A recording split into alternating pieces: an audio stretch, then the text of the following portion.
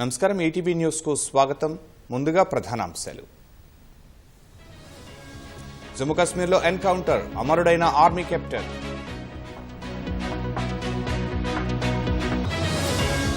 సామాజిక న్యాయమే ప్రథమ ప్రాధాన్యం, దేశంలో పేదరికం తగ్గిందన్న రాష్ట్రపతి. 78వ స్వాతంత్ర్య వేడుకలకు సర్వం సిద్ధం, ఎర్రకోటపై వరుసగా 11వసారి మోదీ ప్రసంగం. వైద్యురాలి హత్యాచారం కేసుపై సిబిఐ దర్యాప్తు, సామూహిక అత్యాచారం జరిగినట్లు అనుమానాలు. వయనాడ్ విపత్తు బాధితులకు కేరళ అండ, మృతుల కుటుంబాలకు 6 లక్షల పరిహారం. ఢిల్లీ మద్యం కేసులో కేజ్రీవాల్కు నిరాశ, మధ్యంతర బెయిల్కు సుప్రీం నిరాకరణ.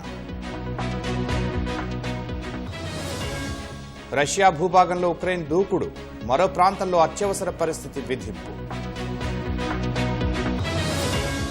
థాయిలాండ్ ప్రధానిపై వేటు, పదవి నుంచి తొలగించిన కోర్టు,